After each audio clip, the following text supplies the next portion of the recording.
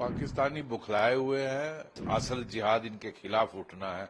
ये जो पाकिस्तानी जनरल्स हैं ये अय्याशियों की जिंदगी चलाते हैं। अब तो सीज फायर वायलेशन क्या होगा? सीज फायर जो था वो एग्रीमेंट खत्म कर दिया गया है। अब इसका मुंह तोड़ जवाब भारत दे रहा है। ये सब मदरसा छाप, वहां का फौजी पाकिस्तान का, वहां का डॉक्टर, वहां का आम आदमी, ये जो मदरसा छाप है, होगा एम्बेसी में यूके में पोस्टेड, लेकिन है मदरसा छाप। कई आतंकी हैं, उनके जो घर गिराए गए हैं, किस तरह देखते हैं आप इसे एक्शन? इन सब के खिलाफ कार्रवाई होगी। जो भी आतंक फैलाने वाले हैं, जो पाकिस्तान के एजेंट बने हुए हैं यहाँ, और चाहे वो टेररिज्म में एक्टिवली इन्वॉल्व है या ओवरग्राउंड तरीके से उनकी मदद करते हैं, ऐसे लोगों को सबको इनको सजा दी जाएगी, इनको पनिश किया जाएगा।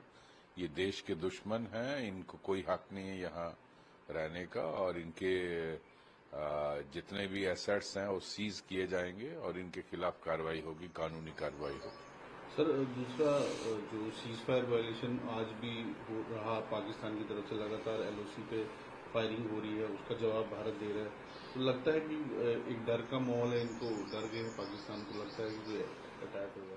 पाकिस्तानी बुखलाए हुए हैं। वहां के army chief general Asim Munir और उसके साथ बाकी जो टॉप के 4 लोग हैं, एक मीडिया रिपोर्ट कर रहा था, उन्होंने फैमिली अपनी बाहर भेज दी। तो ये दिखाता है कि ये अशराफ लोग जो पाकिस्तान में आम आदमी को हिंदुस्तान के खिलाफ भड़का कर जिहाद के नाम पर, गजबा हिंद के नाम पर उनको मरवाने का इंतजाम करवाते हैं इंडिया से, और खुद अपने परिवार को कनाडा और यूएस से भेजते हैं। मैं समझता हूं आम पाकिस्तानी को इनके खिलाफ असल जिहाद इनके खिलाफ उठना है।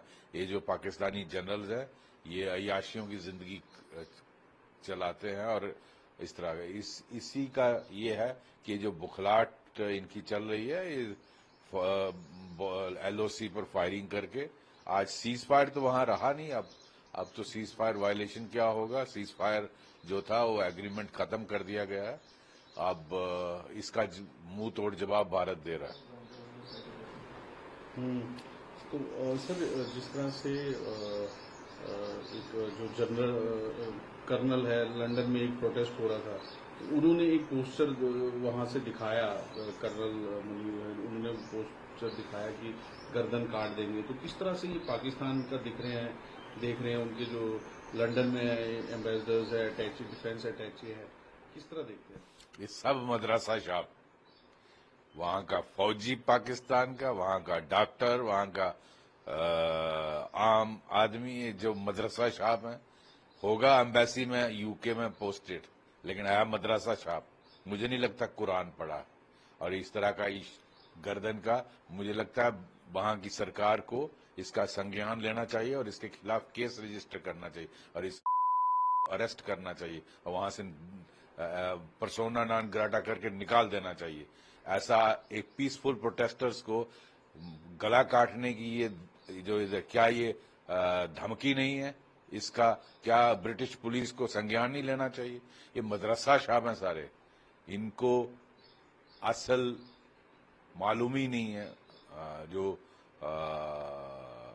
इनका क्या फर्ज बनता है एज ए डिप्लोमेट देयर। तो ये इनको, मैं समझता हूं इनके खिलाफ कानूनी कार्रवाई वहां होनी चाहिए।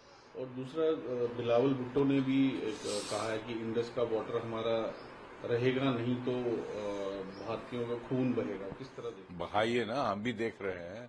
आपको पानी की बूंद नहीं मिलेगी। आप पहले भीख मांग रहे थे, अब आप पानी की भी भीख मांगे। पहले खाने के लिए तरस रहे, अब पानी के लिए तरसेंगे। आप बहाइए ना, हम भी देख रहे हैं, हम भी इधर ही।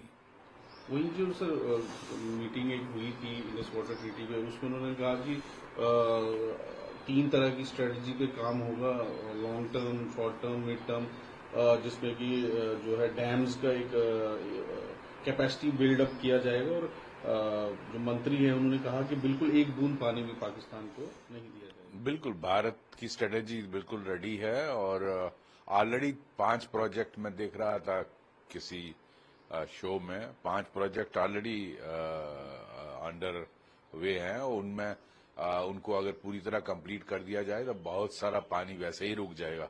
और बाकी भी जो जो चीजें जो स्कीम्स सरकार इस वक्त जिनको रीएक्टिवेट कर रही है उनके करने से हम पानी को पूरी तरह से जितना हो सकता है उसको इस्तेमाल करेंगे। देखते हैं क्या होता है। सर लगातार सर्च ऑपरेशन भी जारी है, आतंकवाद के खिलाफ जो है दबिश भी